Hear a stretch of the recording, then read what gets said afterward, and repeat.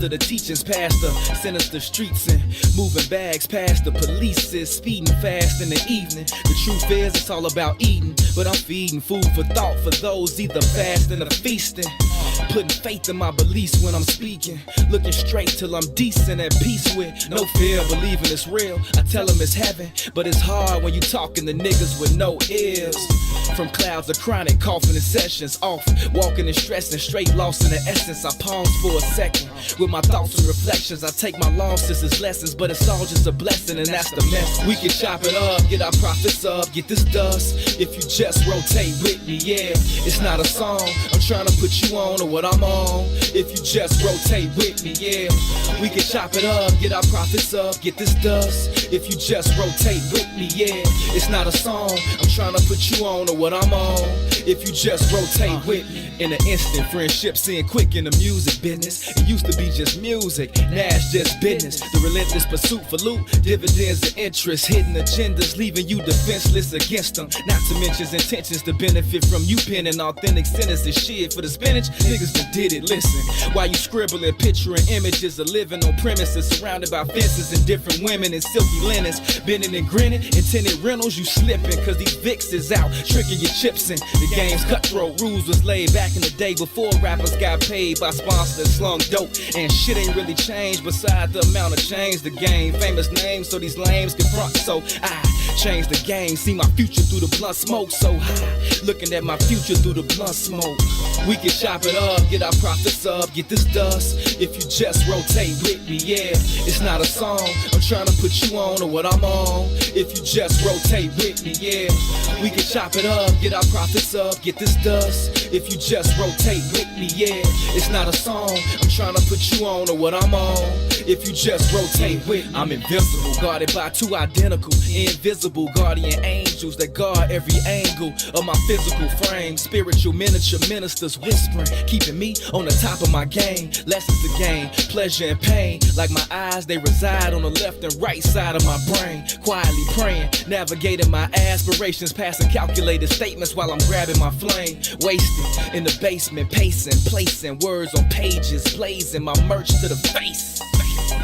I'm blowing life in the air. I sold my soul to the Lord for a price of a prayer. Yeah, so my nights can be clear when I sit still, writing his will in his likeness, like him, cause I'm knowing he'll save me. He told me to spit and don't let the devil take the gifts that he gave me. We can chop it up, get our profits up, get this dust. If you just rotate with me, yeah, it's not a song I'm trying to put you on or what I'm on. If you just rotate with me, yeah, we can chop it up, get our profits up, get this dust. If you just rotate with me, yeah, it's not a song. Better traffic jam fam, you know it. I'm from the middle of the map. I get around, I've been there and back. Born in Gary, Indian, just to be exact. Got family in the go and family in the nap. Same shit everywhere, saw it in the A out on old Nat. Sucker free suckers can't take the heat, nah they gon' rap. Big dumb gats, big guns clap.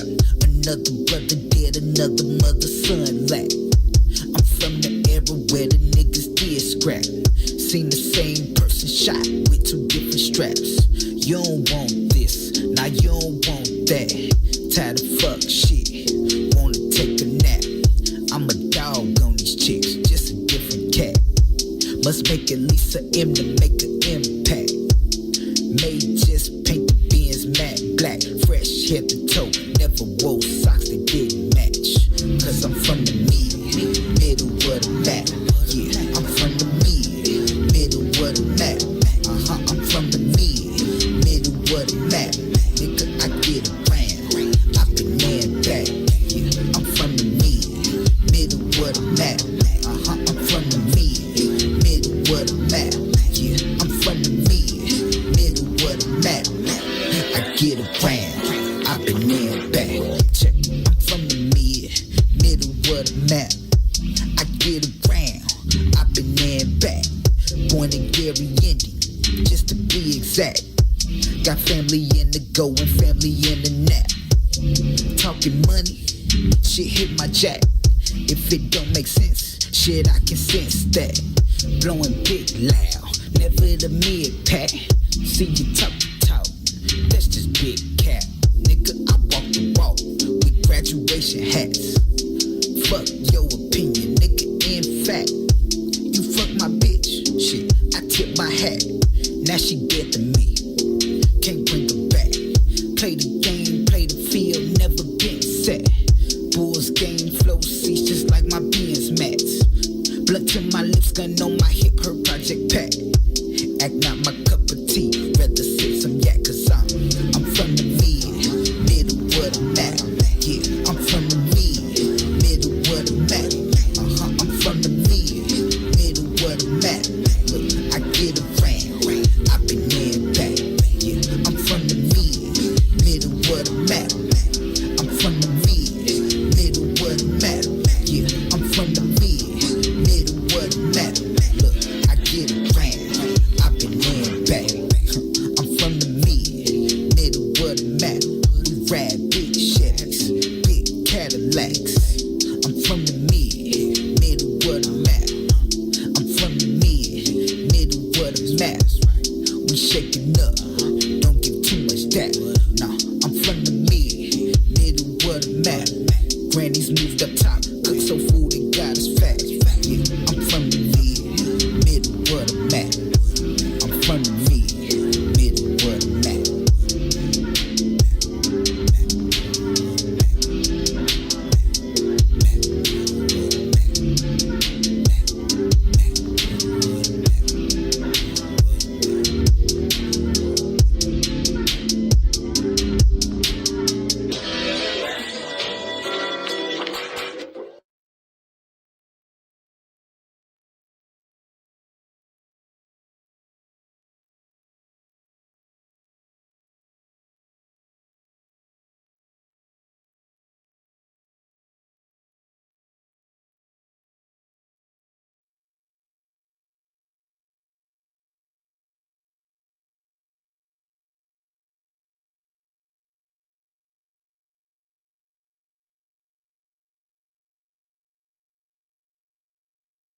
Day one.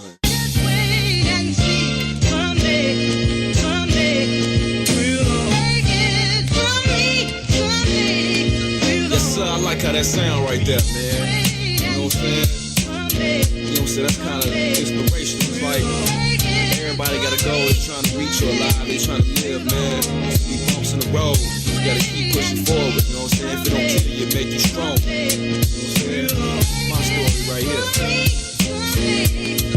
Yeah, it takes a special kind of mind to grind and work from the bottom and climb up the ladder of success in time. It doesn't matter what the test is, every step is another level till I step in as the next in line, no question. I'm considered one of the best, my whole life invested in, holding mics and sketching rhymes, you guessed it. I'm on mine, still restless, yes, even pressed up my records on my own dime. As many battles I blew breath in, and open mics I blessed. I'll never be labeled an overnight success, passing out CDs, doing shows for free, then dabbing Bo to eat so that my soul could speak over these soulful beats that's so cold to me. Like the breeze in the shower, we be posted deep. All the prices that I paid, the sacrifices I made, it'll all come to life one day, someday. Wait and see, someday.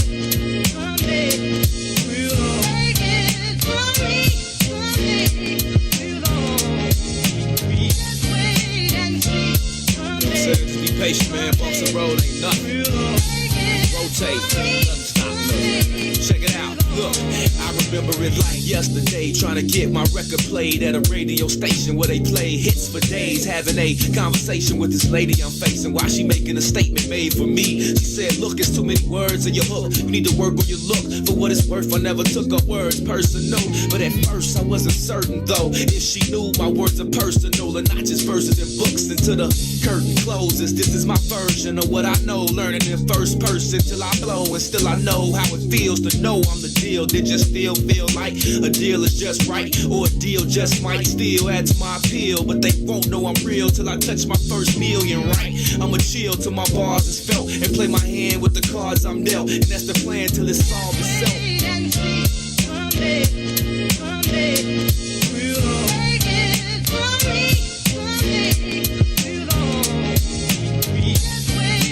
Everything you want in this world is yours. All you gotta do is claim it, man. Be patient, work hard, man. Don't make it. Yo, it's damn near impossible to shop music without lots of loot to maneuver and make moves with. So I stay in tune with my pursuit. Fuck trying to recoup, I'm trying to juke and move units. The truth is, I'm used to excuses dudes give, like you can do what I do. That's why we shine wherever we go. We shine wherever we go. We shine wherever we go. We shine wherever we go, Lord, Lord. Welcome to the mind of a pothead.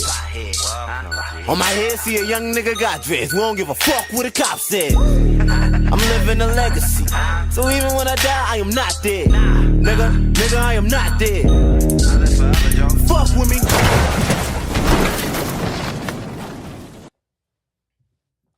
Great afternoon to you wonderful people. Welcome to this Tuesday edition of I Said What I Said. We are live from inside the What's In It for the Black People Media Studios alongside Toussaint Werner.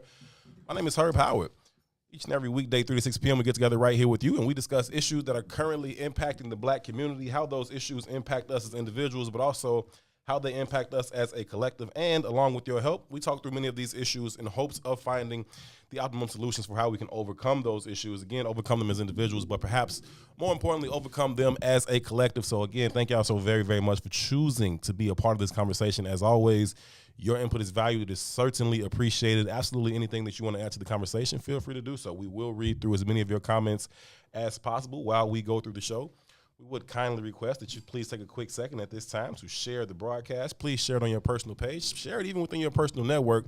Absolutely anyone that you think would add value to this conversation or find value in this conversation, we welcome them to be a part of the discussion because we believe that the more like-minded individuals we can get to be a part of it, the better the opportunities we have of reaching those aforementioned solutions. So please, good people, share the broadcast. Again, this is I Said What I Said. It is intellectual thuggery at its absolute finest on a beautiful day here in the glorious city of Chicago.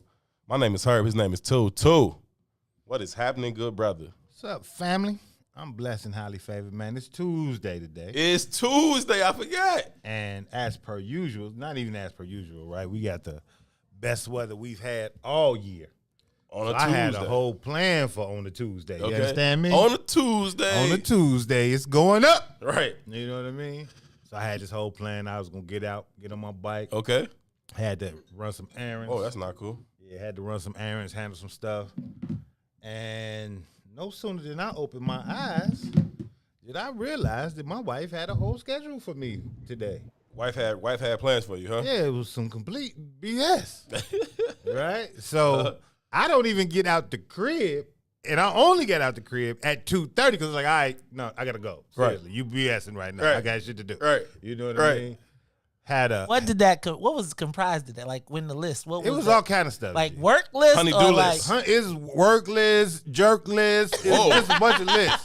Jerk? No, be any jerk. Oh, I thought, it wasn't even a good jerk. Thought you was in for a little pulling tug this morning. Jerking a nigga. You understand what I'm saying? They'll be Had jerky. I was just telling Say Cassie, jerking man, I had some heroin addicts, plumbers in my house today. Okay. So this, You should have hit me up. I got a good plumber for you. You should hit me up. I wish I'd known. So I've been trying to reach out to black plumbers for the last 2 weeks. I got a black one. You It's should tough. have So ran it back. It was difficult, It's right? Everybody was like, "Yeah, I'll be there." Then they never seemed to. I got a say good they were one. there. I got a You good know one who what I mean? does It's great tough. work. And I as soon as he always says he's gonna do it, try he's to on spin time, black, right? And he don't go I crazy always on your try to pockets. spin black, but my wife ain't under that act. She like, whoever gonna get here, we gonna pay Right. them. Okay. Right. So I had no idea that she had hired the Polish heroin addicts, right? So I wake up and she's like, "Yeah, the plumber's coming at XYZ time." I'm like, "That got to do with me." That Polish heroin hit different. They ain't got nothing to do with me. I got plans for the day. You did. That is absolutely. But either way, though, hilarious. man. So the dude gets there, and I was trying to creep out the crib. Like, I conditioned my son. I was like, "Look, when they come, you got to do." I'm trying to make my son deal with Right. this shit because I don't want to deal with it. It's Right. nice outside. I'm Right. out of here. You Right. understand me? It's over with. So with. Too late though. He knocks on the door before I get up out the door. Right. And as soon as he gets to the door, he itching and scratching. So I was like, "This is a fucking dope thing. I can't let this man in my house by himself. I can't. I can't. I don't feel comfortable with him. I don't just feel being comfortable with my son being in front You of this. can't leave Eric there, nigga. Yeah, I can't leave him handling this. He ain't ready for that. So outside of that too, I got a condo Take garage. pictures. Eric don't know about it. I need you to do that because I really don't think people think that white people do drugs. So I think we they all do drugs. They're the king of drugs. Yes, they are literally the good ones. They're the king of drugs, right? So, but I also had somebody coming to tow the car out the garage because I'm trying to get it together for Eric. Maybe for Eric. Right. I have not decided yet. Right. That man, the car, man. No, I'm trying to decide.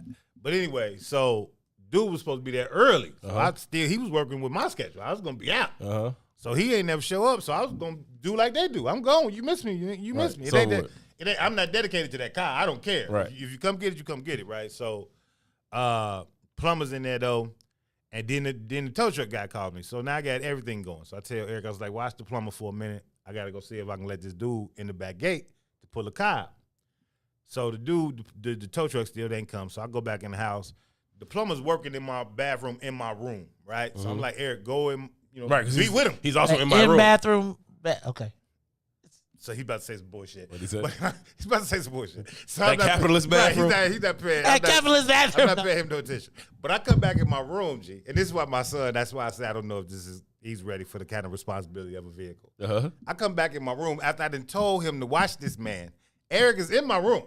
Dude is in the bathroom, but Eric is in the room sleeping. It was all of 10 minutes I was gone, and this fool done fell asleep on my bed. First of all, you know he's kind of narcoleptic anyway. He's challenged. He won't fall asleep. This man got his headphones on, his phone next to him, knocked out. Yeah. It took 10 minutes. He like, I'm in here, Pops. I mean, what you want? I said, boy, I'm going to strangle this thing.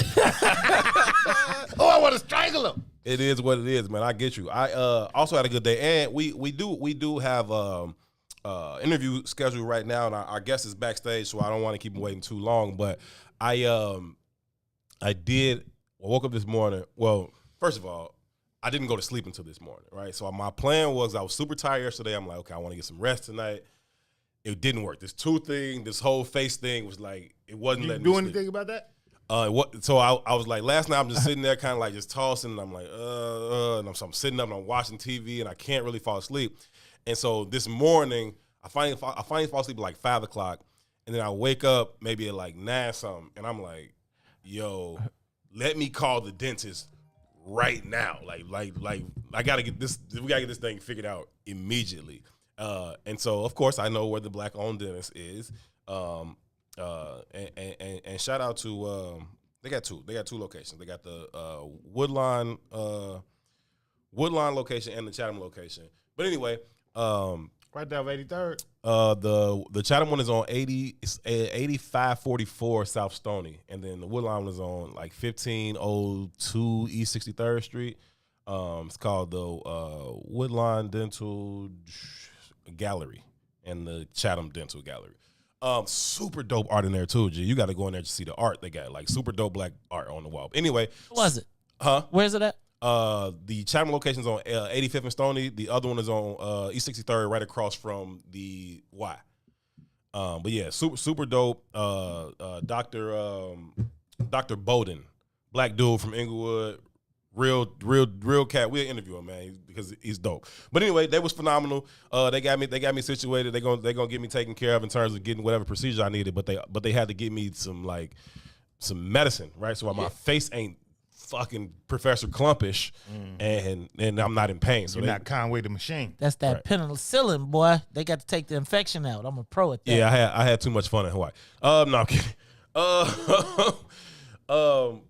But no, so I did. Damn. I was finna say something wild. I missed that. I was saying so wild, but I did. Y'all wasn't ready? I was ready. Y'all weren't ready for that one? I was being respectful today.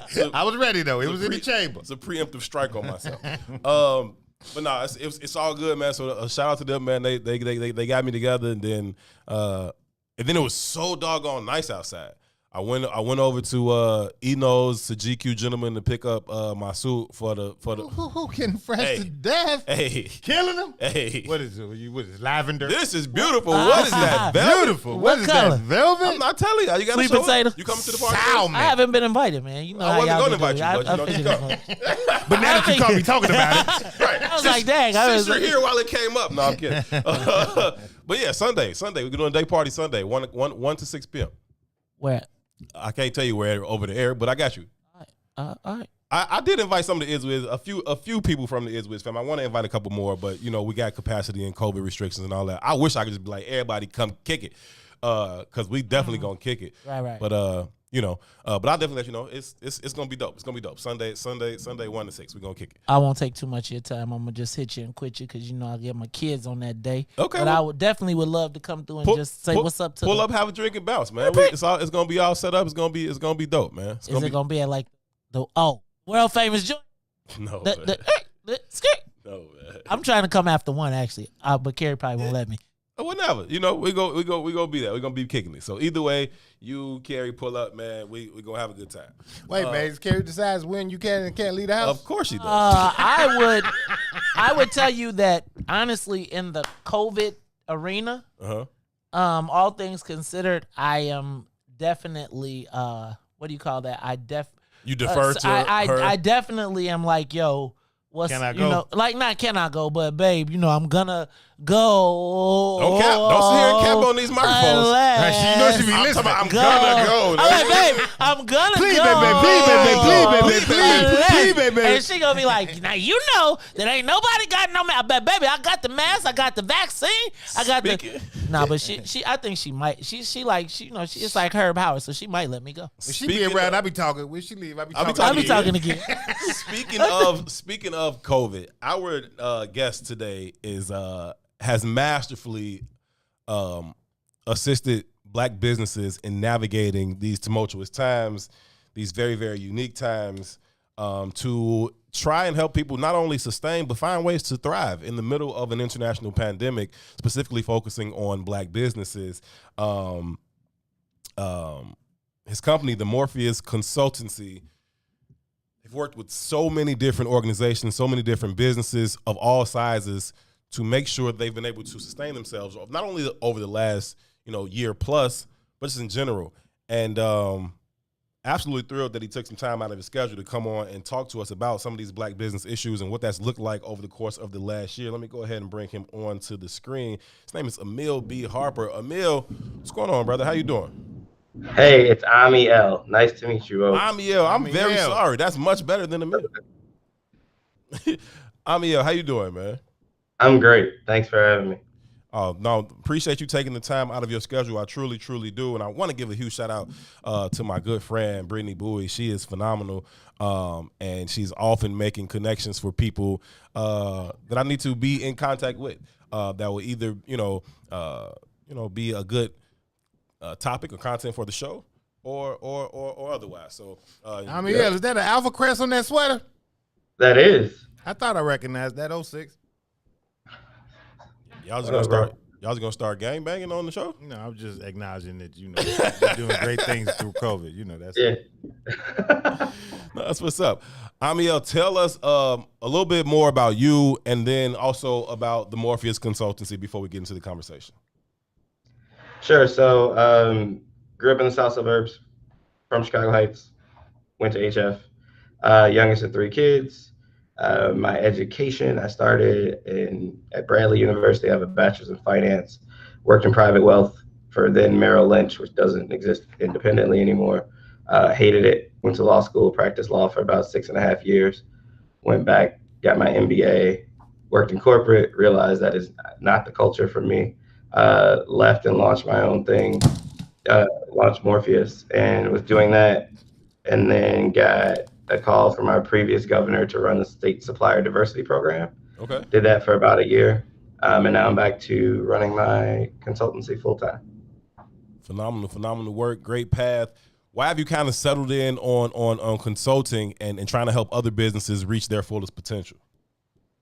For me personally, it's my version of reparations, right? So if you look at the schools that I'm very, very fortunate to go to really good schools. And I've worked in corporate spaces. I'm kidding, man. Go ahead. Yeah, I did.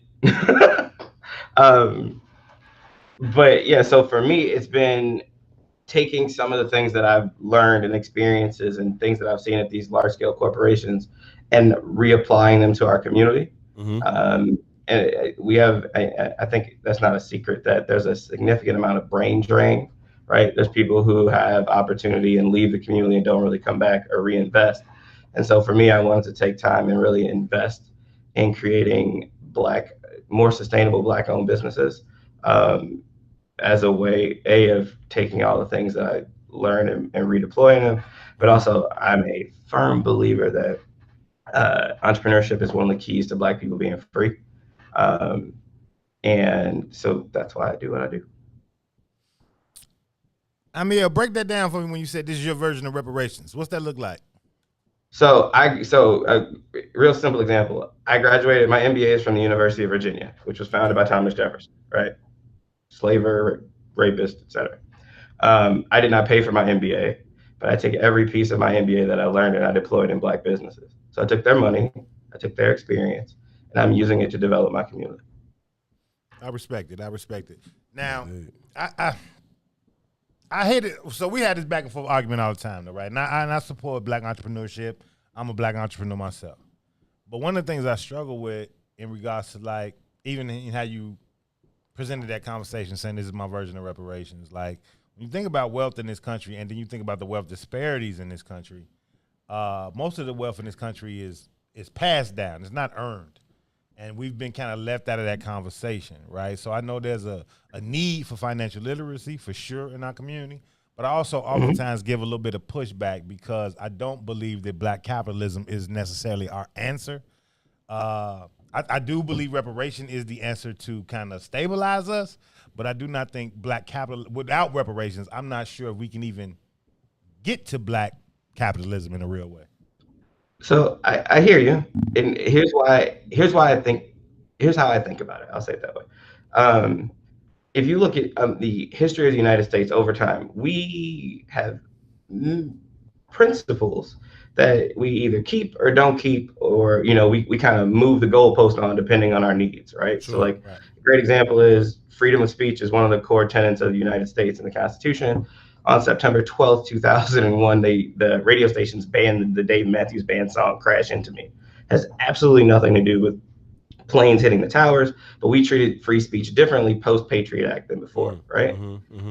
I am of the belief that the only thing that the United States will not, as a country, will not abandon is private ownership. And so because entrepreneurship is a path to private ownership, I believe that we can use that as a means for Black freedom through economic liberation, right? So as long as it's Black private ownership, then I think you have the opportunity to drive economic choice, economic freedom, and that private ownership, I think, is one of the cores of the country that won't change. So that's the bet. I also think that, that type of economic stability, right, or independence will allow us, the time to kind of cure the things that really ail our community. I certainly understand when Toussaint is referring to the statistics and, that they're, you can't really argue with the statistics being what they are in terms of economics in this country. That being said, right. I think that there are a lot of things that we can do better to manage the limited resources that we do have, but also there are things that we can put into place in terms of working together, but also as individuals, right? As individuals, but also as a collective, to kind of better position ourselves to become more financially stable in our own households, but also as a community that would then position us to kind of, work on those things that are really, really at the core of the issues in our community. Whether you're talking about self-love, whether you're talking about insecurities, obviously you're talking about white supremacy when you have that conversation, but those are the types of things that we can kind of have some time to address if we are not drowning as much financially. I think that until you kind of take care of those basic needs financially, it's hard to really get to those other issues, whether you're talking about like Maslow's hierarchy of needs or whatever it's going to be. You got to kind of take care of those foundational needs first. And I think that if we can do that, in terms of how can we build more Black businesses, how can we support them better, how can we help them grow and expand and then add more to our communities, and I think that will position us a little bit better to advance our collective mission in totality, even outside of the realm of economics. Yeah, and I view it as a mechanism for choice more than anything, right? Sure. And a great example of this is when you have an economic and a really financial consolidation, then you can decide, right? Like you can decide and say, you know what, for me and my community, we've decided that individual private owned businesses aren't the way to go, and we want to use more co-ops. And so we're going to take our money, create more co-ops, reinvest in ourselves, circulate our dollar, elect politicians who support co-ops, fund politicians who believe and support our ideas, make sure that the schools that we have are funded and taught the appropriate ways. We can raise our private money, have all of our private schools, and you can create your own community and small ecosystem. But it has to start with ownership, and the right of property in the United States is one of the true core tenets of the founding of this country. And so I believe that by using entrepreneurship as a lever, you get economic choice and you get property rights. And those things together can allow you to choose what you want for your community. Why do you think we collectively struggle with entrepreneurship right now?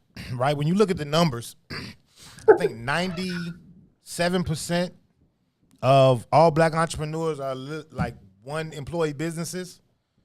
Yeah, so I don't know if it's 97%. I don't know. Something very close to that. It's very, very high. Yeah, so it's high. It's extremely high, right? And so I think there's several reasons for it. I can give you a broad answer of institutional racism, but what that means is that every piece of your life and your experience as a Black person has challenges and barriers to it, especially when you think about things like upward mobility, right? So step one is, how do you start and fund the business, right? If you look at our 45th president of the United States, he started his professional career with a $1 million air quotes loan from his father. So he was overcapitalized to begin with, which gives you more runway to make mistakes and learn, et cetera. That's not the case for African Americans, for Black people in the United States. So like, we start our businesses typically undercapitalized, right? And I have great success stories for clients who I love dearly. Shout out to Bridget and Soleil, who literally started this as an idea and just good talent and built it into something that's significantly greater than what it started as. But number one is they're undercapitalized. Number two is they're under-resourced in terms of human capital, right? So if you think about it, I may not have, the money to do it, but if I have the tech skills to do it, or if I have whatever the professional skills I need are to do it, then I may have an opportunity to generate enough interest to either get funded or to get revenue and deploy that in the business. And so if you're undercapitalized in terms of finances and you're undercapitalized in terms of talent, you're really starting at a significant deficit. And those things kill the myth that these are like personal deficits, right? Sure. These are structural and institutional deficits. Sure. I did a research project for one of my favorite clients on the basis for reparations, making the case for reparations. And what we did was a 6-part study across all different areas of what make up a society. And then we did it longitudinally across national, state of Illinois, and city of Chicago. And every vertical we chose, and every geographic region, Black people were at the bottom, right? So if you we looked at economics in terms of businesses, we looked at health and health disparities, education, jobs. There's a couple of them that I'm missing. This was a few years ago. But across the board for all of those, Black people are at the bottom. So if all of those things are true, and if you talk to anybody who works in the medical field, they'll discuss them as social determinants of health, right? Like, where's your access to quality food, et cetera, et cetera, et cetera. With having all those things, I think you start at a tremendous deficit off top. And that doesn't include the fact that the institutions that you're supposed to be able to rely on, you can't, right? So take any storefront owner during the, what's the news calling it? Civil unrest, right? Last summer, right? If you were in a Black neighborhood, and there's no clearer example of this than police officers sleeping on Bobby Rush's couch, right? So it's not just that for us, we struggle with entrepreneurship, and there's no internal personal deficit. Like, Black people make and create culture every day, right? We have no problem creating things that sell globally. Yeah, we have a problem holding on to those things after we create them. So right, but that's a question of ownership. But the other piece of it is the things that we pay into, right? Like your police force, I'm taxed the same as everybody else is taxed, right? You don't get the same return on your taxes. So if you're a business owner in River North, then the bridges get raised to protect your businesses. If you're a business owner in the 79th Street corridor, you don't get that experience. And so as a result, you paid the same, right? In theory, you should be getting the same resources, but you're not getting the same resources. So then you have to deal with things like, why is my insurance premium higher? Well, because I'm not next to Hermé, I'm next to Harold's, right? Shout out to the Harold's on 87th. They closed. We miss you. Truth be told, you're probably paying more. R.I.P. Truth be told, you're probably you're paying more. Right. So if Right. you think about it, if you just talk about it in terms of numbers, you're paying more in insurance, right? You also have an additional cost of operating in terms of hiring private security or an SSA. Shout out to one of my other favorite clients at AGB Investigative Services. You have like your regular operating costs, then you have to add on insurance, then you have to add on a premium on insurance because of where you are. Then you add on to that the cost of hiring private security. Your margins are going down. And the importance of the margins going down is that it allows you less flexibility during bad times. Right? So like the whole statement that if America gets the cold, like black people get the flu. Economically bad times, there's an estimate that 2/3 of minority-owned businesses across the United States have closed during COVID and will not reopen. Wow. I mean, when you think about how far we were already down, and then to go through something like this international pandemic, which then is going to, by some estimates, eliminate 2/3 of those businesses never again to reopen, like the very nature of capitalism needs a bottom. It does. So, and we've always. And so, go ahead, Amia. There's a conversation going on right now, particularly among the financial super elites, about like, are we breaking the system by taking too much out of it? Right. And so like conversations about tax structure. No, it's like, it's not that they say they don't want to be rich anymore. Yeah, I hear you, but I think it's a fallacy. I think the conversation is a fallacy. I think it's all an illusion and part of the game, right? And if you want to keep the asylum sane, right, you cannot give the prisoners hope. Or you got to give the prisoners hope. You know what I mean? So you have those kind of illusionary conversations like, hey, maybe we're doing too much. More. I think that they understand capitalism in that, you know, eventually, if it gets too big at the top, it will eat itself. I think they understand that there's a life cycle. And the reality of it is, for every society you've ever seen that has a revolution, the hungry people eat the fat people. Right? Yeah. The hungry eat the rich. What they say, eventually the poor won't have anything left to eat but the rich. Right? Exactly. And so like when I have this conversation, particularly around things like social impact, welfare isn't for poor people. Welfare is to keep rich people separate. Right? It's a percentage that you pay in order to stay isolated from, right? And you can look at it in terms of the pandemic. How this pandemic has hit. Wait. I'm sorry, Amiel. Say that again. About welfare and its true purpose. Welfare isn't for poor people. Okay. It's to keep poor people separate from rich people and sustained. It's hope. Because, it's hope in a white bread sandwich. Yeah, it's hope. That's what it is. I don't want to see you around my house. Homie. I dig that. So get your welfare so you can pleat your ass over there. Yeah. So real talk. I always like to deal in facts and data, right? So I think it was Winnetka. Winnetka had a village vote to decide if they were going to create affordable housing so that their firefighters, law enforcement, and teachers could live in their community. They voted it down. Wow. You know what? I mean, here's a better example of it, right? If you ever want to tell the story again, here's a better example of it. Watch any television show where there's a gala or a ball, and even the white security and fire department people, everybody else is in tuxedos. Those people are in uniforms. They want you to be identifiable. You ain't us, family. You ain't us. Period. It's interesting, but it's also interesting that those are amongst their circles. Those are the least of the. Right. For us, it's like the best. Right, that's a good government job. Right. To say it in my grandmother's language, that's a good government job. That's a good government But the job. importance of it is that, and this is why I really like try to focus on economic empowerment through private ownership, is because when I own my business, I can choose who to do business with. True. Right? Like if I decide, look, my margins might be less, but I've decided I'm gonna support, I got a sandwich shop and I've decided I'm gonna support this black owned bread maker, then my margins might be less, but I know that I have a community in which I'm supporting, and that doesn't just, inform my pocket. It informs my schools. It makes sure that when my child walks around my neighborhood, it's not another boarded up building. Like those are the choices I can make in private ownership that you can't do if you're dealing with government money or public funds. Sure. Quick question though. You just said something that was very important though. You're right. You said you can choose who you're doing business with. My margins might be lower, but I can actually choose who I'm doing business with.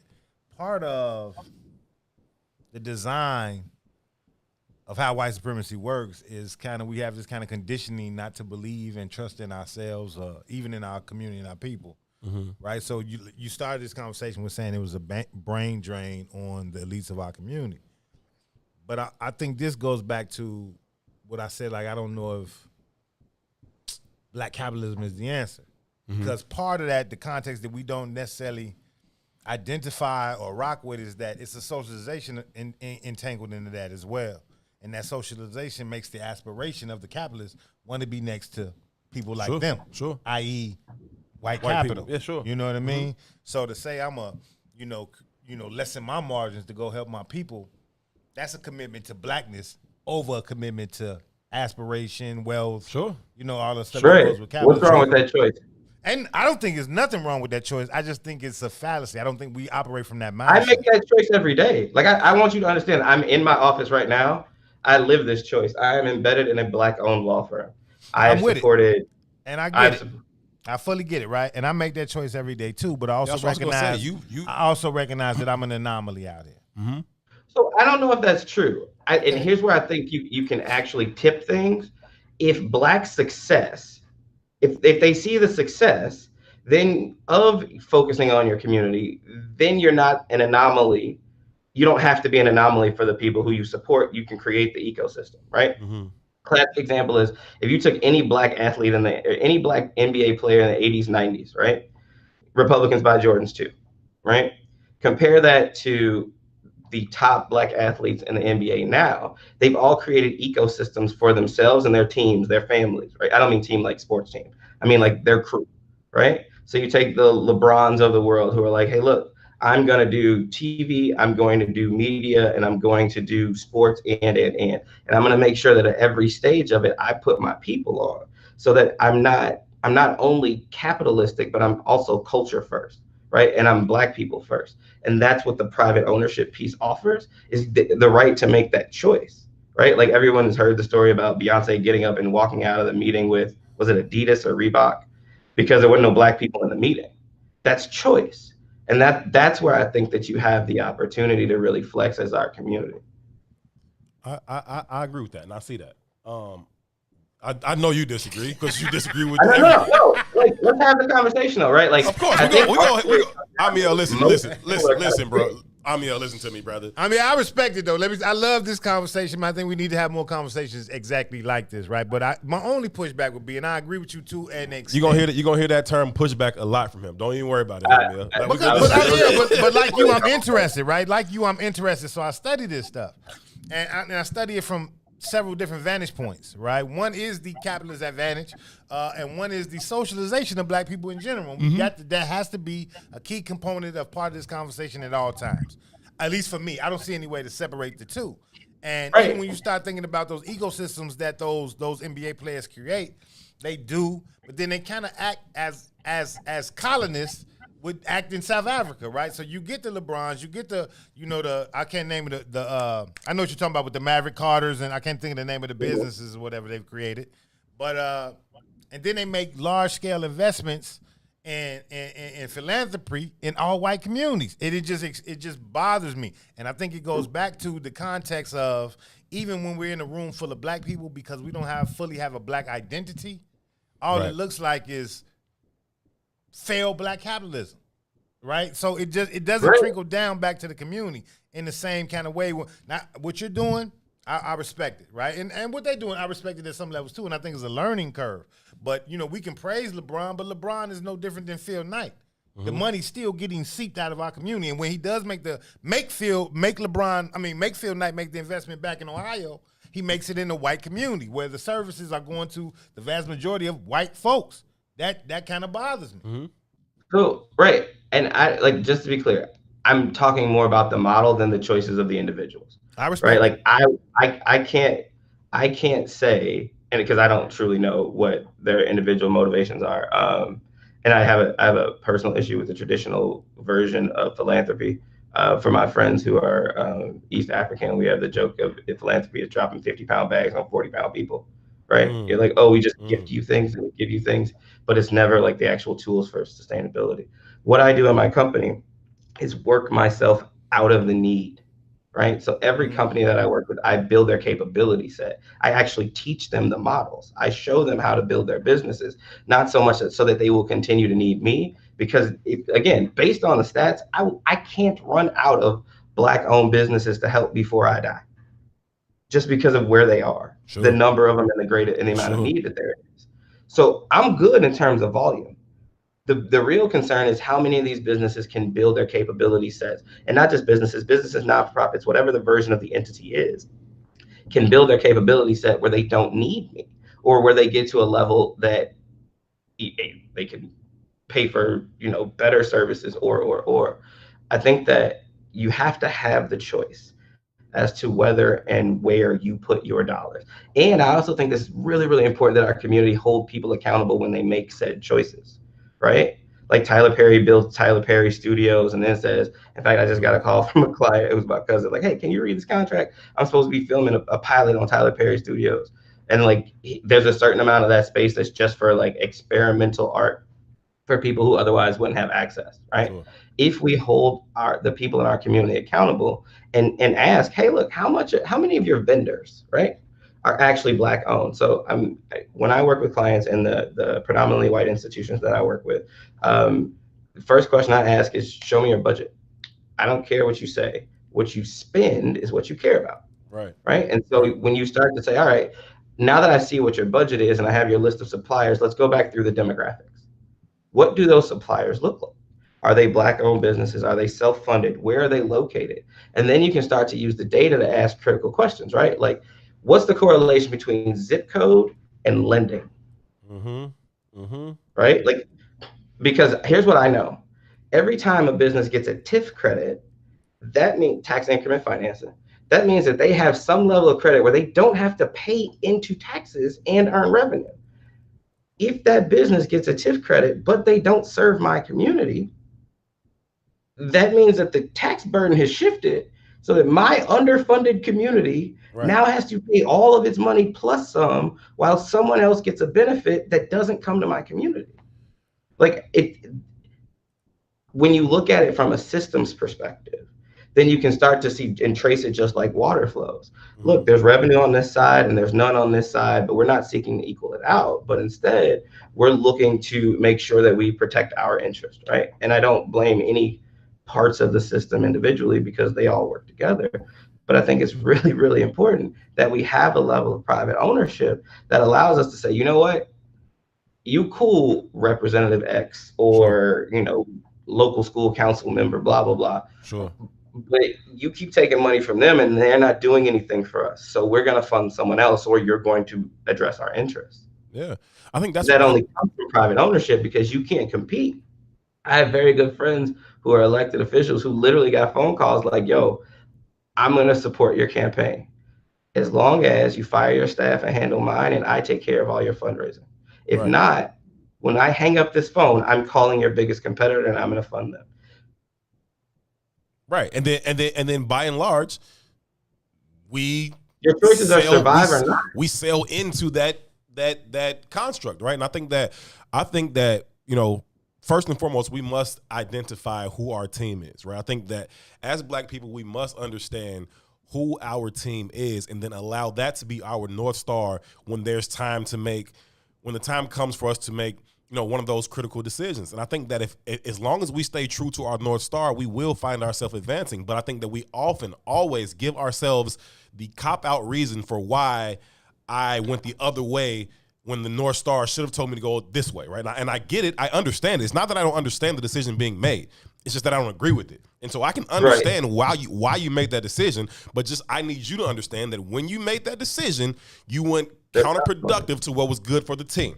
And if you can understand that and you're okay with that, then cool, make whatever decision you want to make. Just don't tell me that, oh, I'm still playing for the Black team, because no, you're not, and here's your actions telling me that you weren't. Just like you just said, when you sit down with those companies, you say, hey, don't tell me what you care about. Show me where your money is, because the money will tell me what you care about. Wherever you are aligned with, wherever you are most closely aligned to in the bank, As far as I'm Right. concerned, that's where you're most closely aligned to as a person. And if those two things don't align, that's fine. Again, do whatever you want. Just don't tell me that you're on my team when your actions say otherwise. Right. Amy L, walk me through this process real quick, man. You started out saying that we're at the bottom of every metric, and I know that to be true. And then just in regards to like business, when you start thinking about being at the bottom of every metric, that creates this kind of what's the word I want to put? Like black tax on just doing business in general. You know what I mean? Absolutely. So when you operate from that vantage point as a consultant, how do you get that business into the black and able to scale? Like, just give me some examples of how we move that forward. Sure, absolutely. Some of the ways that I've done this is find ways to grow margin, right? And so examples of that include being able to kind of find where your costs are and where you're tracking costs and where you're not, and then minimize those costs that you're not tracking. Great example is I had a client who runs a restaurant, and that restaurant was doing moderately well, but was having issues getting the food out. And so they have a quality issue, right? Which is like, food is either cold or whatever, and it gets exposed during COVID where there are no dine-in, instead it's just takeout, right? So everything gets more complicated. What we did was literally redesign the kitchen and make better use of all the space, which eliminated some of the things that they needed in terms of like keeping food hot. And instead, we're able to drive more food out, faster output, higher throughput, and all the operational things that I learned, right, from the businesses that I supported in my corporate life, that then drove more revenue. And because she had more revenue, she was able to expand and is expanding as we speak.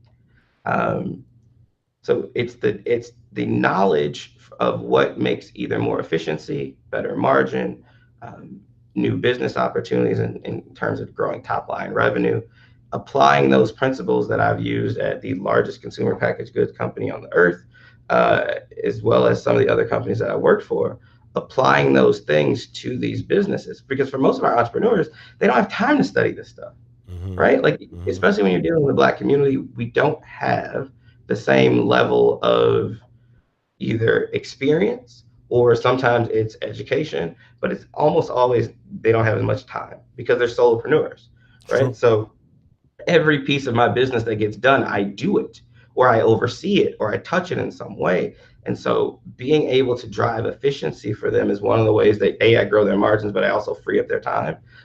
If you ask anybody who I've ever worked with, they will know when I ask them, is that CEO work, right? There's a lot of work that gets done when you're a solopreneur that isn't the best use of your time, but has to be done. I help them systematize things so that they don't have to do that work and they can focus on CEO work, growing revenue, making sure the brand is stable, evaluating operations, personnel, making sure that our suppliers are delivering as they're supposed to, quality control. Those are areas that grow your business.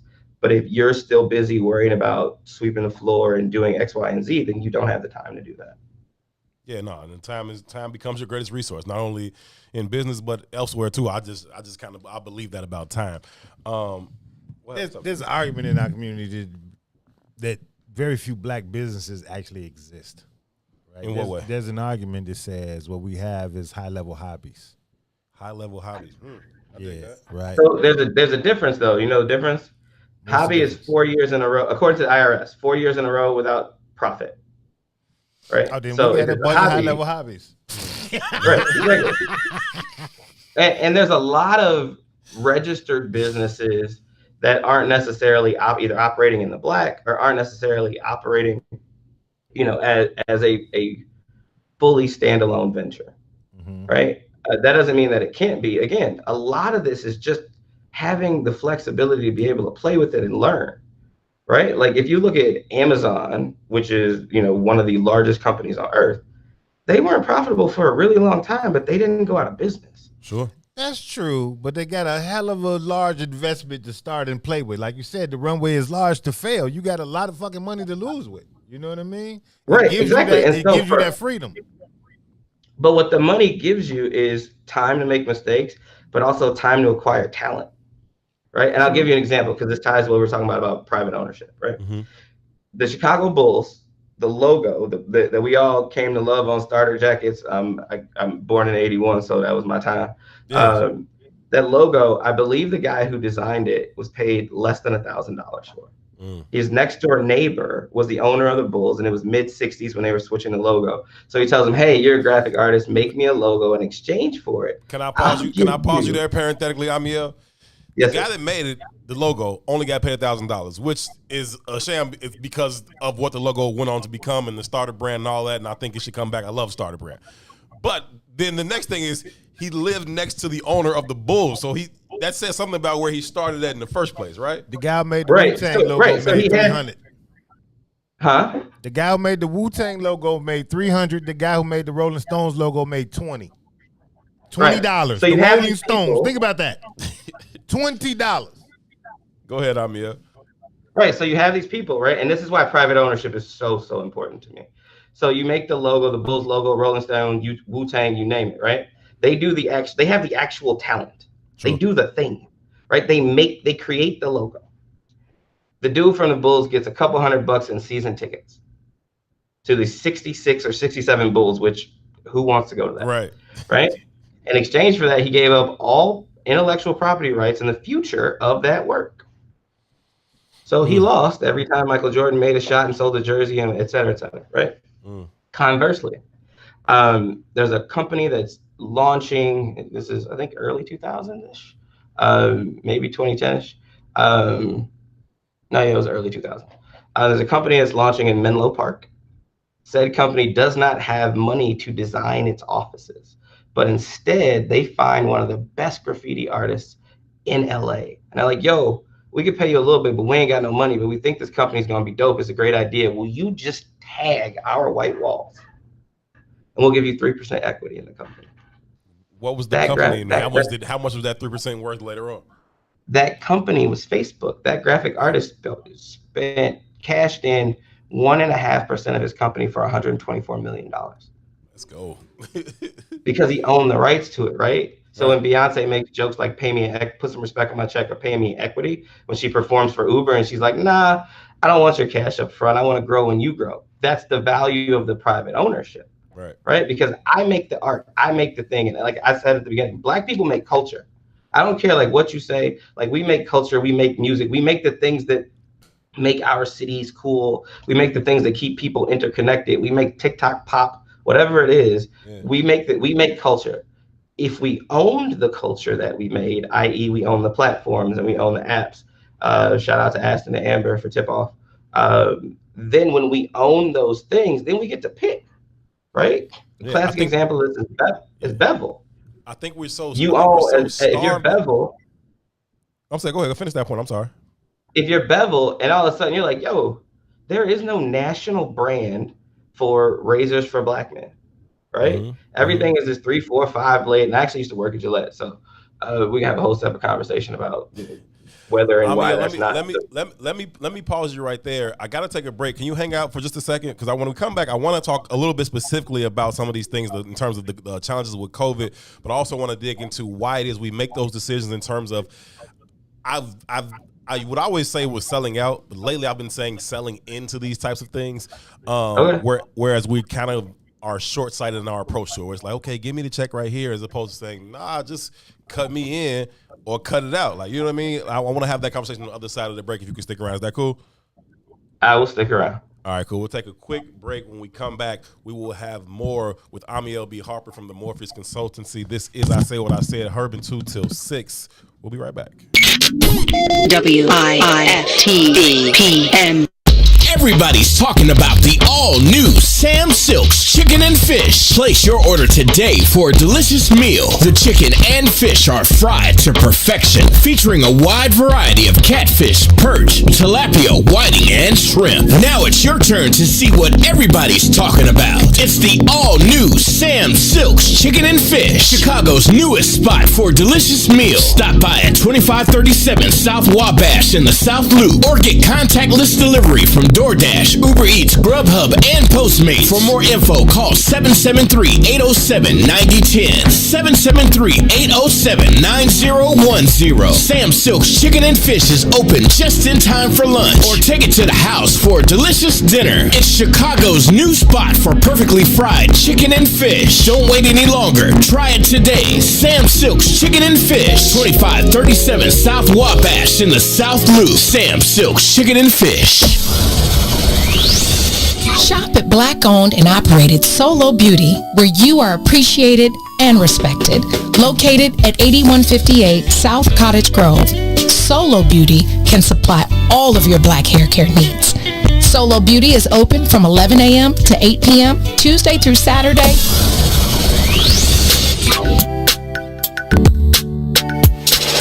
Sissy's Taco Bar Pop-Up is back with more hours and more days. Check them out at their new pop-up location at the Woodlawn, located 1200 East 79th Street. Sissy's Taco Bar offers authentic street tacos infused with international soul. Now every Tuesday, Thursday, Friday, and Saturday at the Woodlawn from 12 p.m. to 7 p.m. New vegan tacos have been added to the menu too. Visit sissytacobar.com for more info.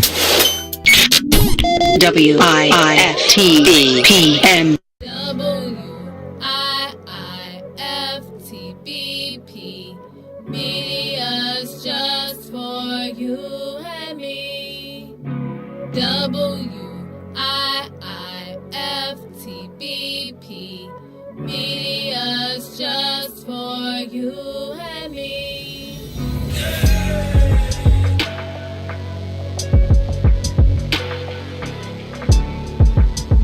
We out west with it, where we live illegal, leaning off a leader, riding regal, tipping scales like Libras. Inhale, no L's, pulling out blocks like Jenga. In the rear of a Caprice's milligrams, flicking decent nonetheless. Nothing less than tears for the speakers with hairs before you see us with beats that beat the streets up.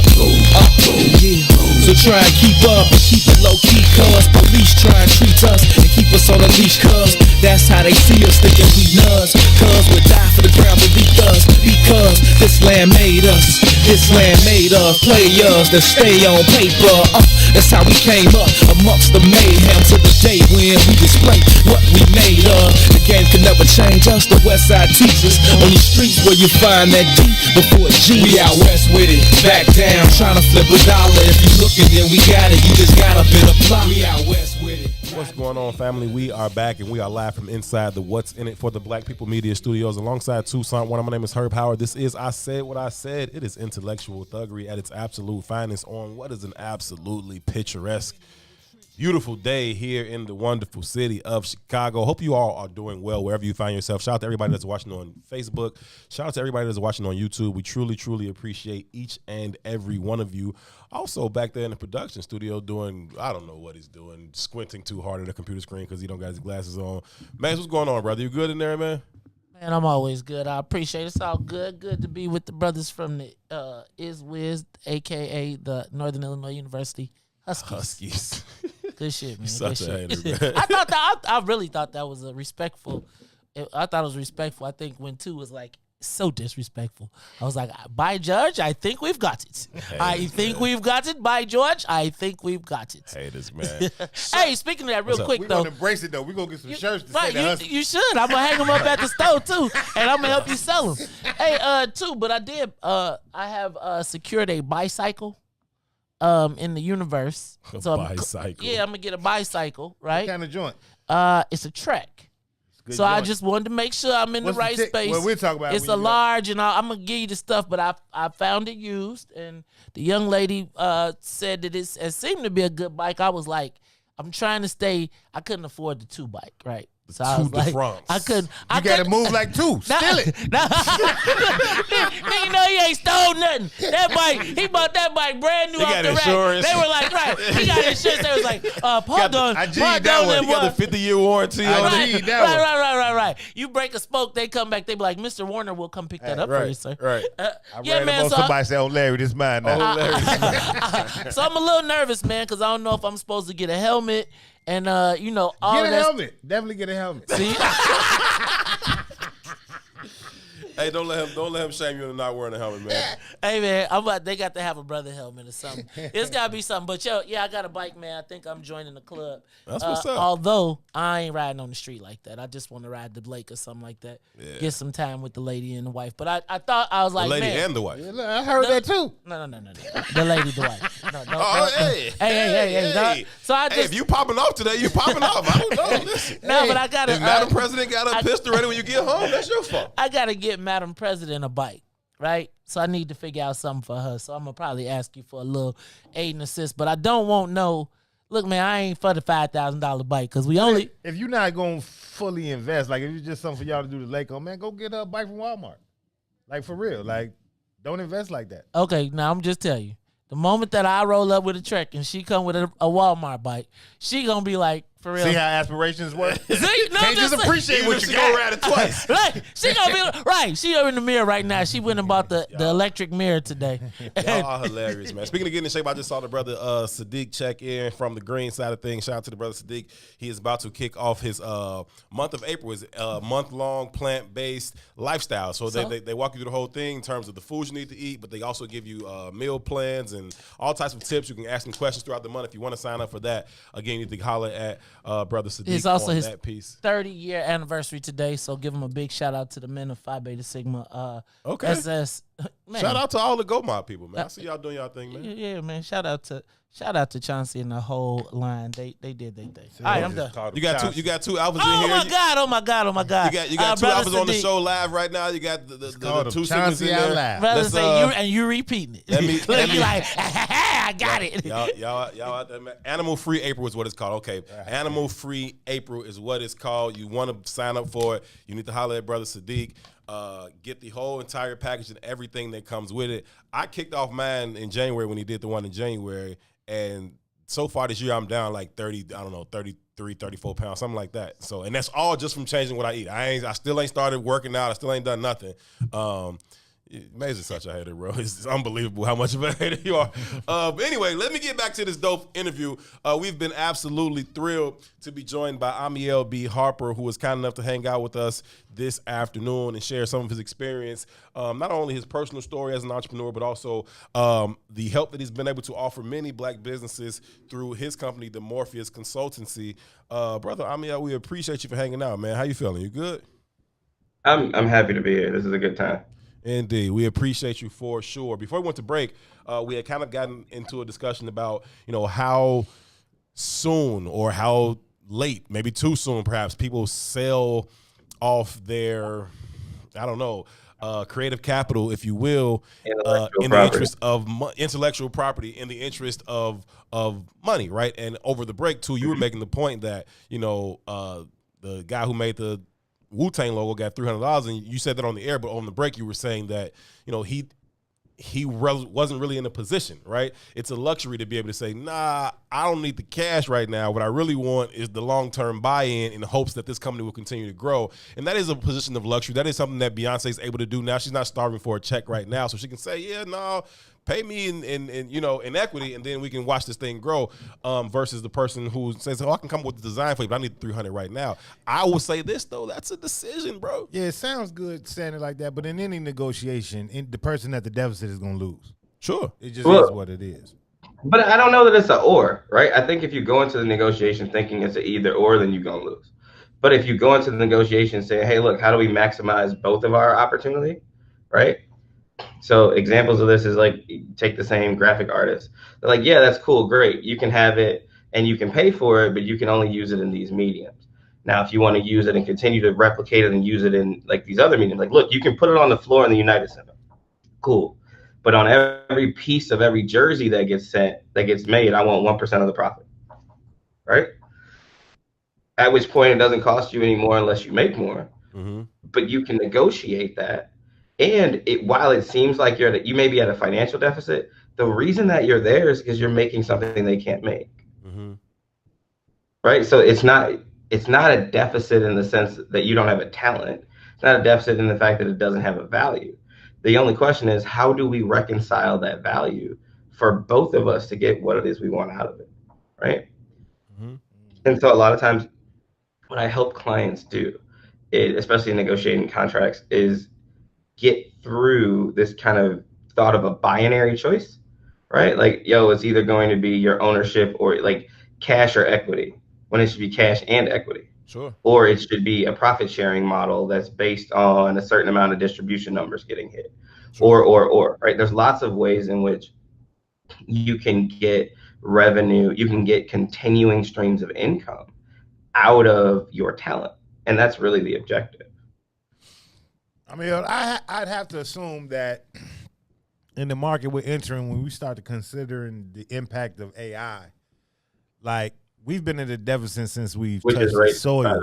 But what happens once we kind of fully circumvent the vast majority of U.S. businesses to AI? Like, how does that affect our community? So here, I'm gonna answer the question in what I think is a broader sense, right? What happens when there's a devaluation of unskilled labor? Right? Well, then you pay less for it, which means those people have to either be retooled, retrained to become more skilled labor, whatever that term means, right? Or they're left out of the economy. Mm-hmm. So that's pretty much it. Which is more likely. Which is what I'm assuming is going to happen. Mm-hmm. But no, right? But there's different roles of different parts of the system, right? Does private industry care? Maybe, maybe not. Right? The only reason private industry cares is if there's some cost associated with not having that. Exactly. Right? So example is, if you got rid of H-1B visas in the United States, you have an immediate loss of our ability to do IT tech. The healthcare system falls. Right, it does. Right? So not only healthcare in terms of like actual providers, but healthcare designers, right? Sure. And if you think about like, where are the most talented scientists coming from? We're not growing them at home. No. We're importing them, which means they come with a cost. So if government cuts off the ability to import talent, then all of a sudden you would have to look and say, well, where am I going to get, if I was Genentech, Roche, Janssen, which is Johnson & Johnson, any of the companies AstraZeneca that competed to make the vaccines for COVID, where are they getting their talent from? Sure. How many microbiologists have you seen come out of Bronzeville? Right. And it's not because and let me be very, very clear, that's not because there is a dearth of talent in Bronzeville. It's because there's no investment in those people there. So if your system, and this is why I like Toussaint, we can always go back and forth about the private ownership thing. If all the black businesses in Bronzeville were like, or all the black businesses in a particular area, right, in the south suburbs, we're like, we go on to our congressperson, we're like, look, eliminate H-1 visas or you lose your job, because voting's free. Right? Eliminate H-1 visas or you lose your job. So look, brother, we talking the same language right now, right? I rock with that. But here's the thing, right? Here's the thing. This is where we get back to having this full understanding of black identity, right? Because to make that move, we'd have to fully understand what it means to be black in America. And I don't think we have that. So when you make that statement, I sat back in the chair and I laughed because it was kind of Trumpian in a lot of ways. You know what I mean? Now, I'm going to let you finish. That's cool. It's cool, but it is right. There's this kind of ideology that we have of just kind of being the defenders of the diaspora, and you get to them H-1 those I forget the actual title of the visa you just named, but that threatens our economic mobility. And because we kind of come to the defenders of the minority universe, the vast majority of us get played into not understanding that concept. Yeah, I didn't sign up for that. I don't know what the defenders of the minority universe are. I will say this. I am a firm believer that there's only two races in the United States. There's white and non-white, and they flex, right? So if you look over history, like Irish weren't white, and then they became white out of a need for labor in numbers. Nobody's Italians white until they need you. Right? Wait, I didn't make the argument. I said nobody's white until they need you. I can make the arguments that Nigerians is white in some cases. Well, if you need a good heart surgeon. Like that, and that's not a joke. Like Nigerians have more PhDs per capita than any other country in the world. I'm very clear. Right? And again, like I'm a data person. I'm a numbers person. But the reason that it's important is because right now, black people can't threaten any of their politicians with not being reelected. No, that's true. But I think that we could if we were able to identify our team. If we were able to identify our team and then move as a collective in that way, then we absolutely could say, hey, this is what we want. Here's what's going to happen if we don't get it. I don't think that we've been able to flex our collective muscle that way simply because we haven't identified our team. Everybody else is clear about what team they play for. And so when it's time to make a unifying call to say, hey, we're running up in the Capitol on the 6th, then everybody who plays for that team understands what the move is. But wait, there's a piece about this that we're not talking about, which is economic status, right? Because all black people don't have the same economic status. What you saw last week or the week before was 70 plus black executives all saying somebody better do something about Georgia. Major League Baseball responds and says, good news, the All-Star game is in Denver. Right. So it's not a question of whether or not black people collectively, we all get together. That's some like weird myth, and I don't know where that came from. Like the Civil Rights Movement took over 15 years to get from bus boycott to Voting Rights Act, and it wasn't the majority of the population. It wasn't the majority of black people. No. Most black people were watching it on TV with the rest of the country. Yeah. Instead, what we had was a concentrated group of people who had power and influence and leveraged it, just like those 70 plus black CEOs. So I think that it's a great example of, or like the NBA players. And the other example I use is University of Missouri. A few years ago, their football team was like, that's one of the greatest examples ever. If that university president is still there, and he was moving boxes on a Friday. Yeah. And he's just some 18 to 22-year-old black kids who are like, I'm not putting my body up for your millions if that dude's gonna sit there, and they moved him because it was worth it. Right, but they know each one of those home games is going to generate a certain amount of revenue that they are not willing to forego. Miss the TV contract. It's not even like the home games is cool. The TV contract, I think it was the men's NCAA tournament this year was $1.1 billion that CBS paid for. Now imagine if all those black college athletes were like, number one, we're only going to HBCUs. We out. Number two, shout out to Deion we're Sanders. not going to negotiate. We're not going to play no games until we have better compensation and better funding. Yeah. Right. So I don't know that it takes everyone. That's a myth. I don't believe that. But if you can get 70 black executives to say, we wrote the letter, we sent it, now go do something about Georgia. And literally the entire institution of Major League Baseball, you know how much stuff goes into planning an all-star game? Yeah. No, like, I agree with all you. of that, they were like, no, go left. It doesn't take everyone. It takes those who are engaged to be on the same team, right? And committed to that team. And so if you can get the people who I say this all the time on this show, but I'll say it to you. I generally break this down into 3 different groups. Those of us who are aware that there are some issues and actively engaged in overcoming those issues. The second group is aware that there are some issues, but they feel hopeless to do anything about it, so they aren't actively engaged. And then there's a third group who is sincerely ignorant. I don't mean that with any negative connotation at all. They just don't know that there's a problem. They're just surviving on the day-to-day. I think you need to add a fourth group. What group is that? And that fourth group would be those who are taking advantage fully of the system now. Yeah, but they don't play for they're not even on the team though. You know what I'm saying? They have willfully decided to be on the other side. Maybe so. Fuck right, them. But that's not. But there's no clear distinction. Mm-hmm. Agree. No clear distinction. Right. Agree. And it's important though because there's a myth, and I think I forget the guy's name. It's a white dude, Tim Wise. Maybe? Tim Wise. Yeah. One of the things he said that I thought was kind of game changing for me was black people have never been able to define black. Right. That's the argument. It's never been in our language. Right. It's never been our identity, right? So I say that to say that when we talk about who's on our team and who's not, the people who are air quotes on our team will say that they're on our team, rock your jersey for the game or whatever. Sure. But are shaving points. But they putting up buckets for the other side, right? They're shaving points. It's way too many turnovers. Right. On simple stuff. Don't make sense. And the reason that I say that is because like all skin folk and kinfolk, Zora Neale Hurston, pick your version of that you want to rock with.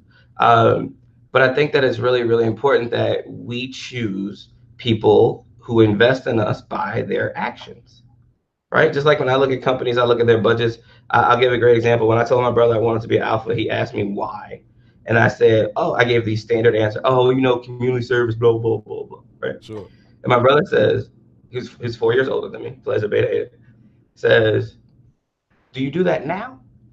And I was like, Awkward pause. He said, the letters don't make you do anything you don't already do. Mm.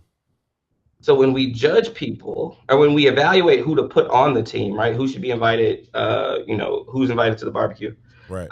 It has to be based on their deeds when they didn't know we were looking. Right. Were you already moving like that? Or am I just expecting you to move like that once we sign you to the squad? Like, nah.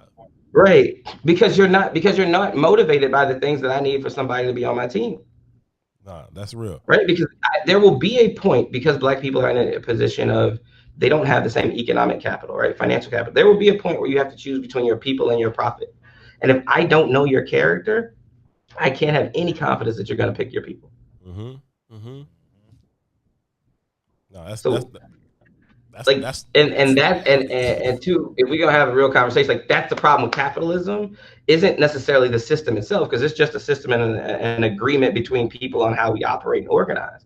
But the problem is that it's so heavily incentivized to choose against your culture, which is how you know it's not our, and really it's so individualistic that it's contrary to most African cultures, most East Asian cultures, and most South American cultures. Right? So you figure out what the rest of the globe is and where people lie. But like, the challenge is, like, when somebody offers you, like the Wu-Tang label dude is like, yo, make this, sign this, here's $500, $300, $500, whatever, right? You don't necessarily know, well, what did I give up? Do I fully understand it? Which is why, like, having the talent piece is so important. I can't tell you how many calls or emails I get going, yo, you're a lawyer, can you read this contract? Sure, right? Because it's important that my community know and understand what they're agreeing to. The best example recently is Dave Chappelle. Right? Don't watch my show on Netflix. They stole it from me. And it worked. I was a little guy, and they took it. But then Dave became the big guy and was like, watch me move these people to actually not enjoy the thing you paid for until you play fair. But that was absolutely a choice. No, it's absolutely a choice, and that's something that became possible with the advent and the expansion of the internet and social media, where the stars are able to reach out directly to their particular fan base, whereas before their only true medium of doing that was through the bigger person in the room who was taking advantage of them, right? And so now that's not so much the case. But even outside of a Dave Chappelle, you have like Anita Baker trying to do the same thing now with her fight for getting her masters back. It's like, yeah, I hear you, and I love Anita Baker, but when you were in a different financial position, to Tu's point, maybe you didn't have the luxury of saying, no, I want to own my music. You was like, oh, let me just take this check from RCA or from whomever she was signed to at the time. It's like you made that decision, like you did that thing to yourself, and you don't get to then come back later. And I don't care if we're talking about Anita Baker or you're talking about Scottie Pippen or you're talking about like Anthony Rizzo's doing it with the Cubs now. It's like it don't really matter. Like, you chose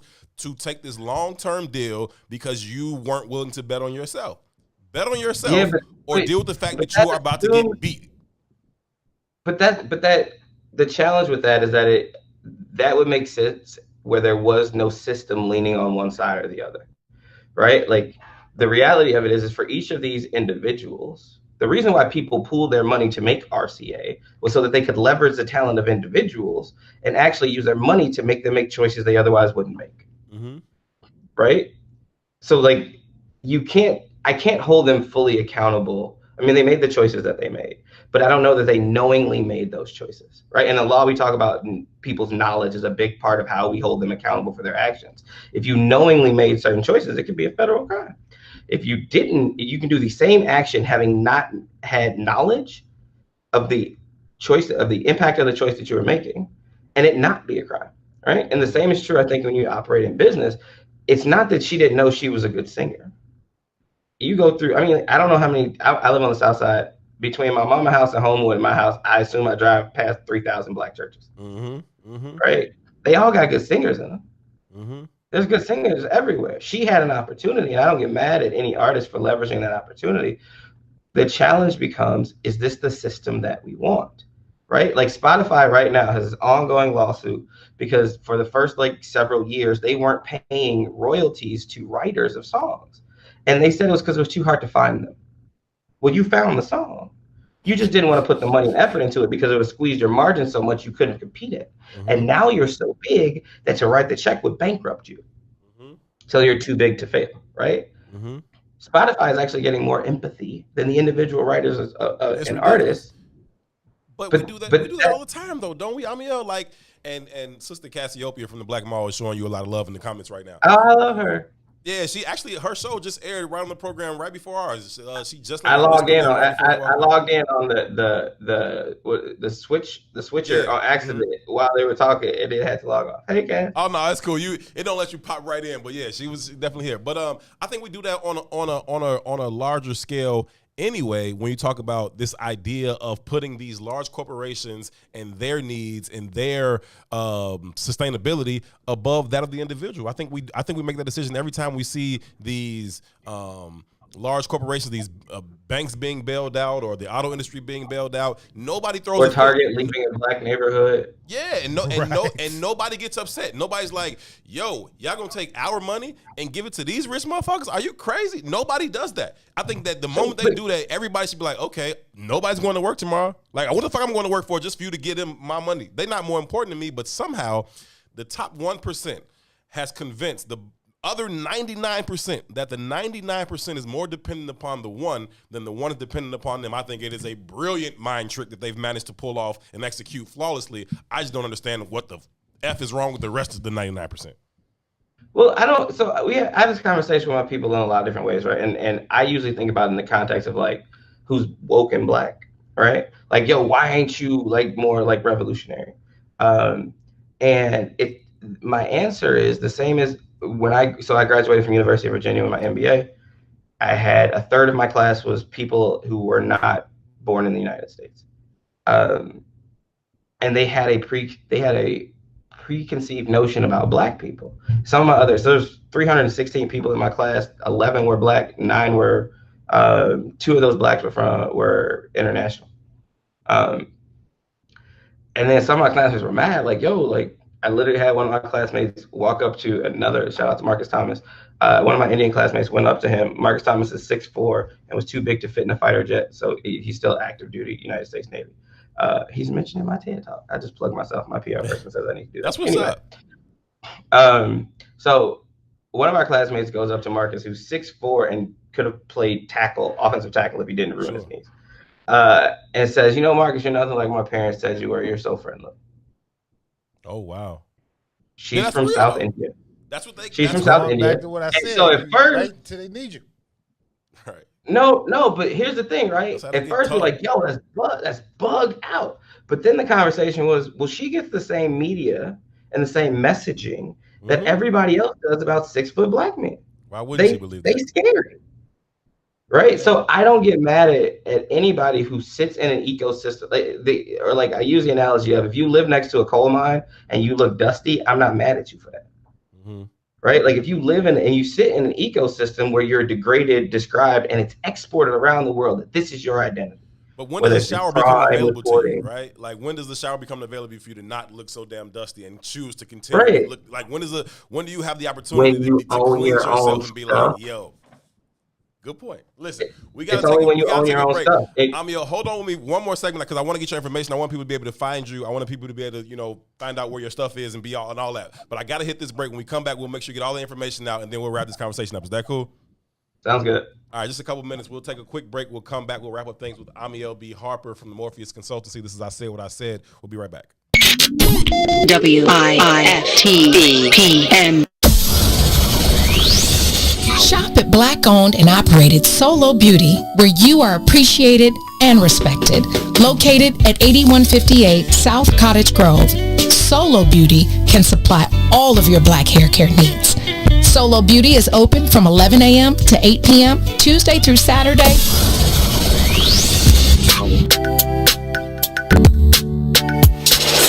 Sissy's Taco Bar Pop-Up is back with more hours and more days. Check them out at their new pop-up location at the Woodlawn, located 1200 East 79th Street. Sissy's Taco Bar offers authentic street tacos infused with international soul. Now every Tuesday, Thursday, Friday, and Saturday at the Woodlawn from 12 p.m. to 7 p.m. New vegan tacos have been added to the menu too. Visit sissytacobar.com for more info. Everybody's talking about the all-new Sam Silk's Chicken and Fish. Place your order today for a delicious meal. The chicken and fish are fried to perfection, featuring a wide variety of catfish, perch, tilapia, whiting, and shrimp. Now it's your turn to see what everybody's talking about. It's the all-new Sam Silk's Chicken and Fish, Chicago's newest spot for delicious meals. Stop by at 2537 South Wabash in the South Loop, or get contactless delivery from DoorDash, Uber Eats, Grubhub, and Postmates. For more info, call 773-807-9010, 773-807-9010. Sam Silk's Chicken and Fish is open just in time for lunch, or take it to the house for a delicious dinner. It's Chicago's new spot for perfectly fried chicken and fish. Don't wait any longer. Try it today. Sam Silk's Chicken and Fish, 2537 South Wabash in the South Loop. Sam Silk's Chicken and Fish. WIFTDPN.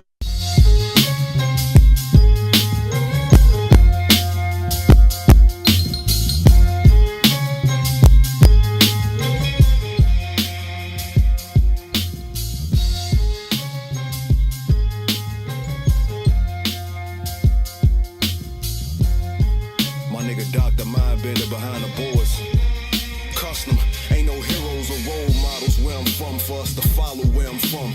Just some niggas throwing gang signs and hollows where I'm from. They pop pills, sip lean, and bless bottles where I'm from. You still ain't figured it out, nigga, Chicago where I'm from. Home of some of the most notable women and men to exist. But the only stars niggas on their heads, the fin and the six.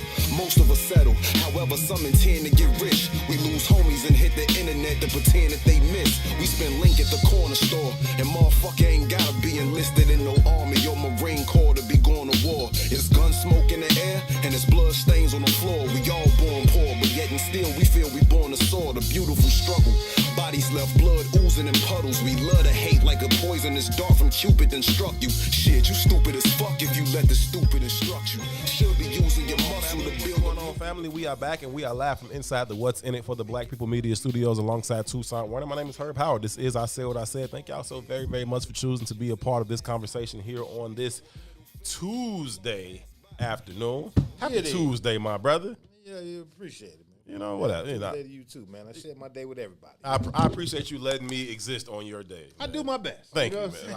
I'm so grateful, my brother. I'm here for the people. You know what I'm saying? I am so very grateful. I'm also very, very grateful for the good brother Amiel B. Harper, who's been kind enough to hang out with us for well over an hour now. I mean, we appreciate I'm a the fan. time. Yeah, I'm not gonna lie, I'm a fan. Yeah, man. He's I dope, appreciate it. This has been good. Yeah, it's been, I don't fully agree, but I do like the fact that you can articulate your argument. I usually come against what's the word I want to use here?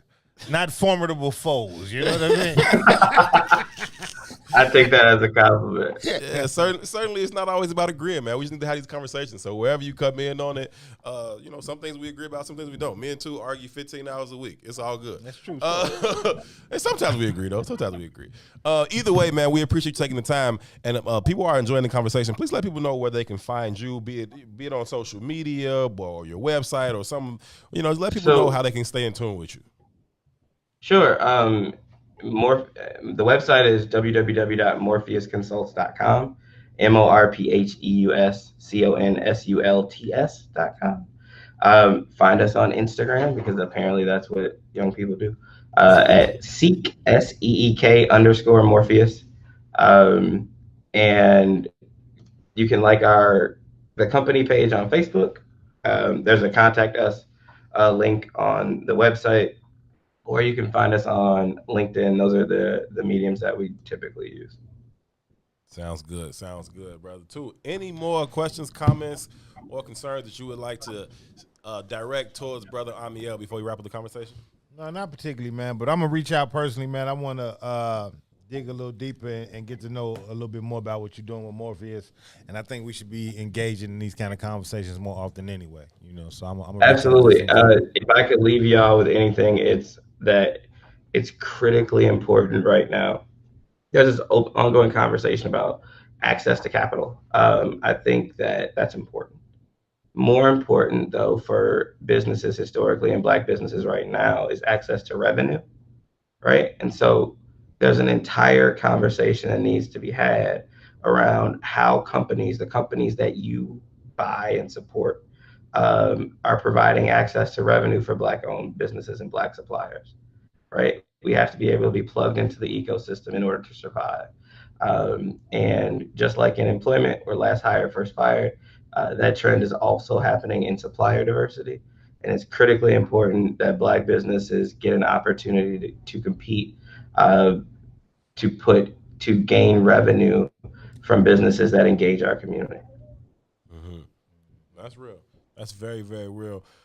Listen, brother Amiel, I gotta say thank you to you, but I also gotta say thank you to Brittany Stevenson, who works with you. She's been phenomenal in getting this orchestrated. Well, that's who I've been corresponding with. So Brittany Bowie is a friend of mine, and she initially reached out and said, "Hey, I think this would be a dope conversation I would like to connect you to." And then once she did that, then I was corresponding with Brittany to get this schedule. You're a very, very busy man. You're a very, very hard person to get on your schedule, man. Listen, there's too much need, right? That's real. But if you learn anything else from any success that I may have, surround yourself with talented people. Brittany Bowie is an amazing publicist. She is.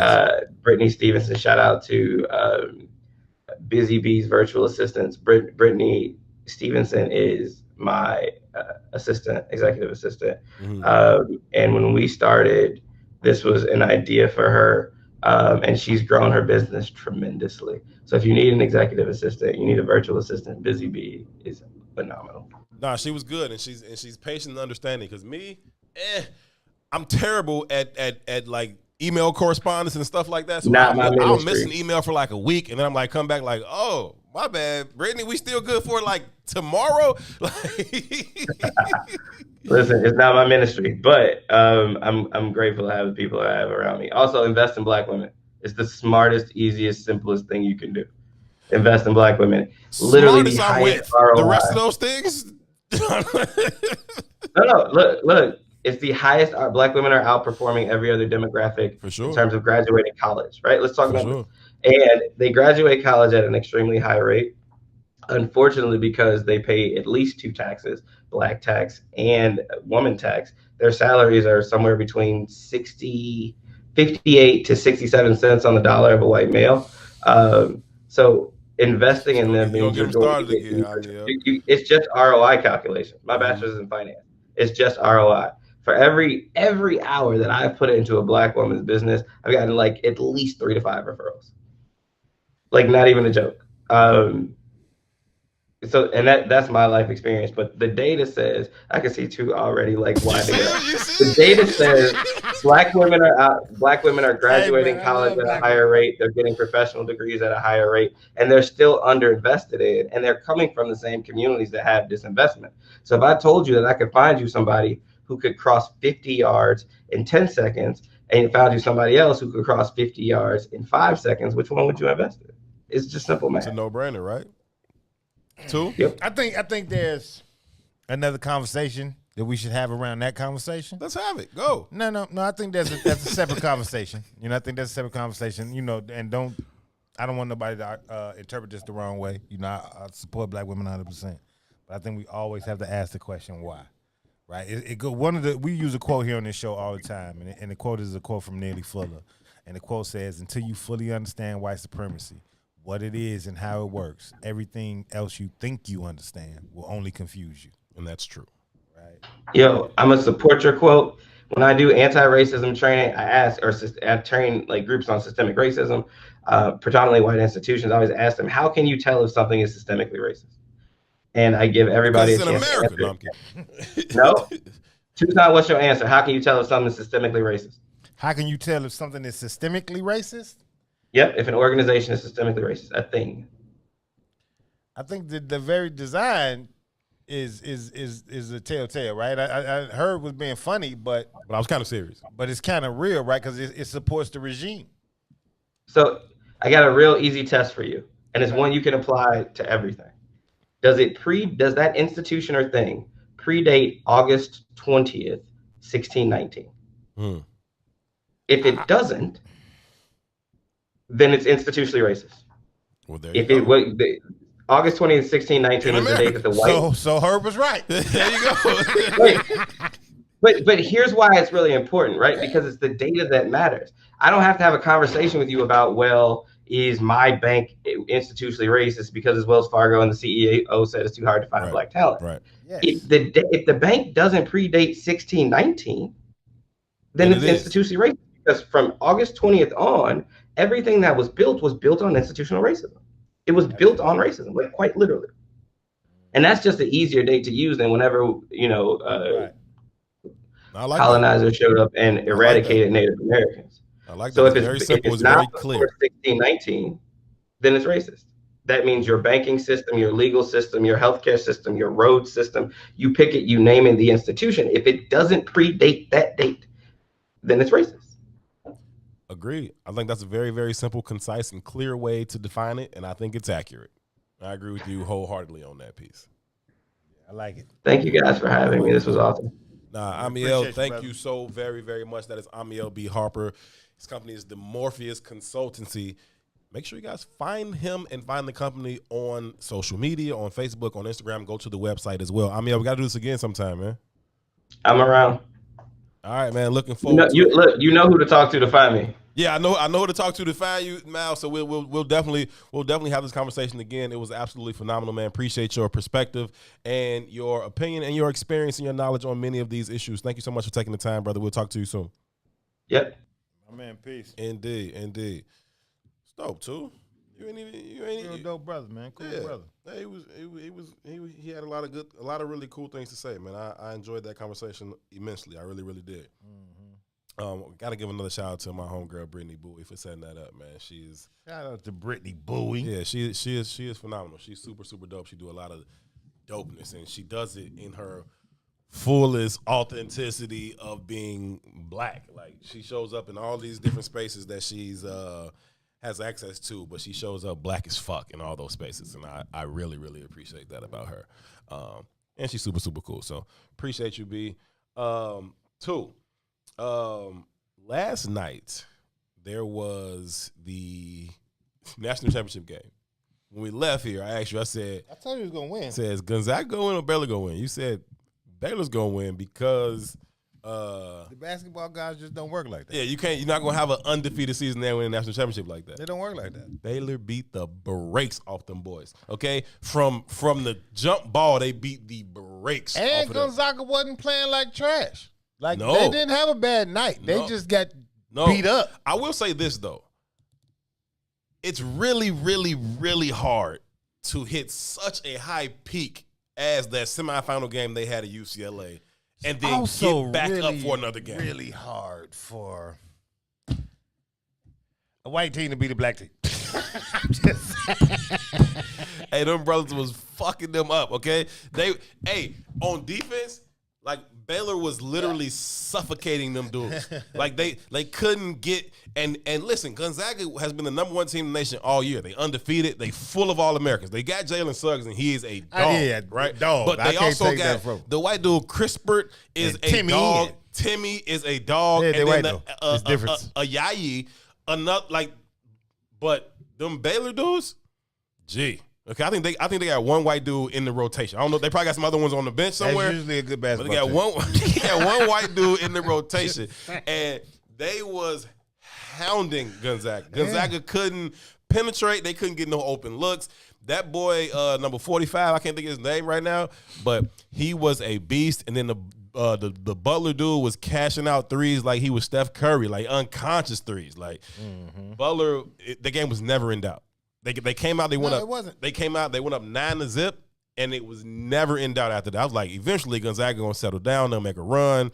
But Jalen Suggs got into foul trouble early. He got 2 quick fouls in like the first 4 minutes, something like that. He got to go to the bench.